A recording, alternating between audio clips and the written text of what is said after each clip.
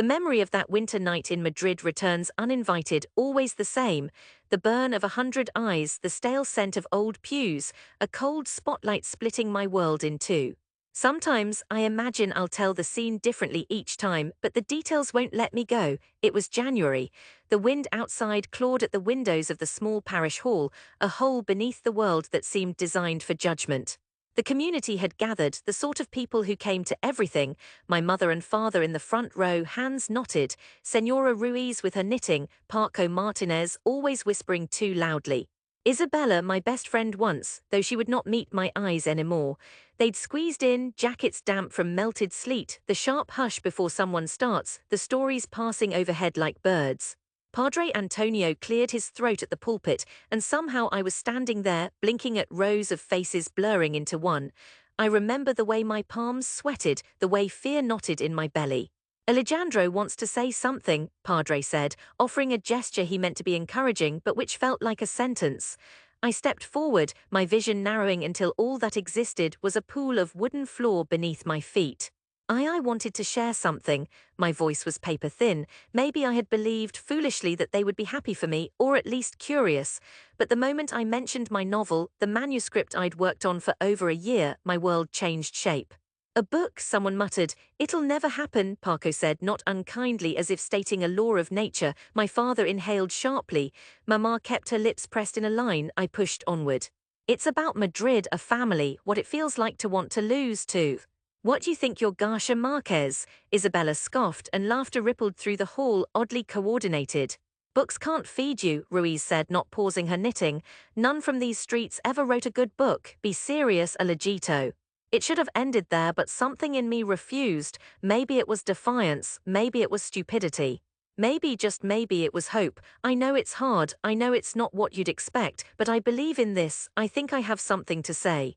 There are already enough stories in the world, Nino. Work is what matters. A real job. The heat rose in my cheeks, but I would not leave, not tonight. I'll show you, I said, soft but not to be called weak. The hall erupted, snickers, whispers, the hard grind of skepticism, the rest blurred. I remember walking out into the night, my shoes cracking thin ice beneath the street lamps. The cold didn't bite as hard as their laughter. For weeks after, I couldn't show my face without knowing. The butcher, the baker, everyone at Tia's corner store, they knew. I became Alejandro el Escribidor, a joke muttered at bus stops. Even at home, the air was thick. My father didn't look at me. My mother moved with the silence of disappointment. Isabella's text stopped. Gone was the world where I belonged. But somewhere cloaked in the aftermath was another feeling, a sullen ember that glowed despite the drench of ridicule. Each night, alone at my rickety desk, I scratched sentences that fought back at the emptiness. Fear and defiance wove through every word. I wrote in secret after everyone slept. Characters with hearts like mine who heard the world say no, who answered with blood and bone and ink. I worked, poured coffee at the train station at sunrise, mopped floors in office buildings, saved until my fingers ached. By day I was invisible, by night I broke the silence, my story growing brick by brick. Years slid by, I finished the draft then the next, burning through rejection slips more than 50 in a year. Each no arrived with a sting, but I had already grown tough under the shell they built for me. Madrid taught me how to ache and not break. One dawn, an email blinked into being, an editor from a small but respected publishing house. Your novel brought me to tears, I want the world to see it. I stared at the screen, numb, not daring to believe. But it was true, a contract, then edits, then galleys showing a title printed with my name. When the proof copy came, I pressed my cheek against the crisp pages, the scent of real ink like victory in the marrow. I moved away not long after, rented a room in the north to be nearer my publisher. Solitude suited the work. The book released quietly, then something strange happened. Reviews trickled in, then flowed.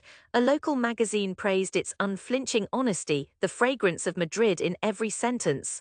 I woke up one morning with a photo of my face on their arts page. Awards followed, nothing enormous, but enough to stiffen my resolve, even bring small royalty checks. Enough to survive, enough to keep writing, enough to claim this life, name it mine, but none of it felt complete. The laughter in that parish hall lingered years later, acidic and unfinished.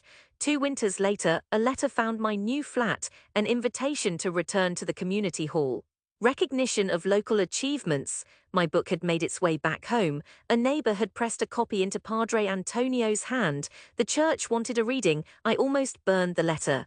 I almost called them fools and stayed north, far from that shivering memory, but something pulled me. Defiance turned to something else. Closure, maybe. The day of the homecoming crossed Madrid's veins with mist and nostalgia.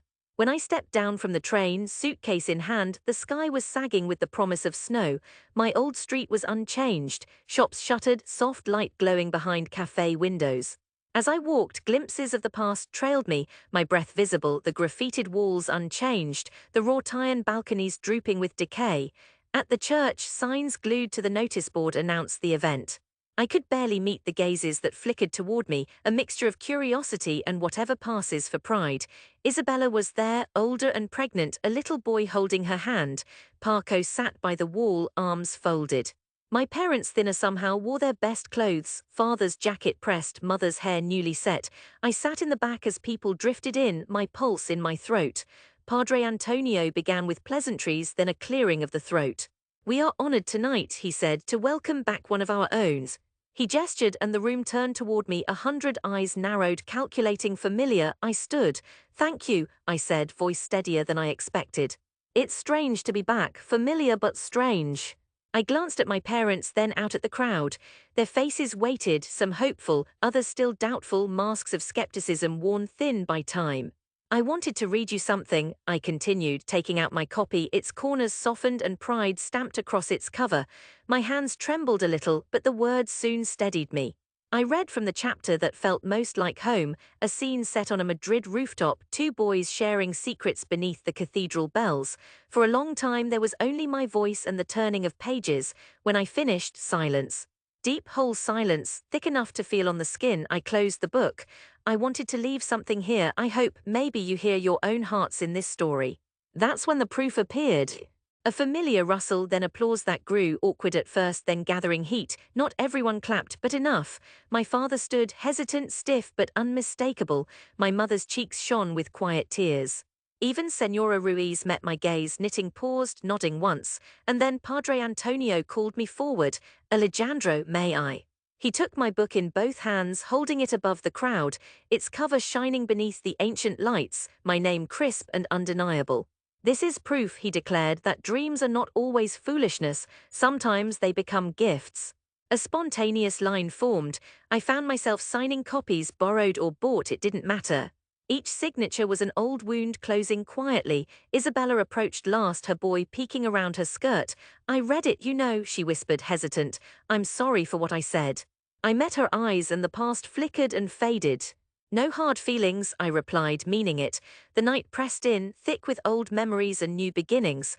I walked home with my parents, saying little, but everything needed had passed between us back in that hall. At midnight, I sat beneath my childhood window, city lights trembling across the horizon. I listened to Madrid, the rumble of distant cars, a dog barking, the roll of laughter from a distant bar. My heart felt as if it had circled a lifetime to arrive here, changed but true.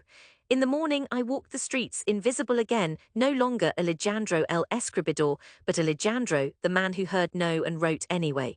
Each return since feels less about victory than about peace. I see the town for what it is, small, stubborn, clinging to dreams not always its own. But sometimes someone slips through, defies the laughter, and comes home with a story in hand. That story is mine, and standing before them all, proof shining real as sun on stone, I finally understood.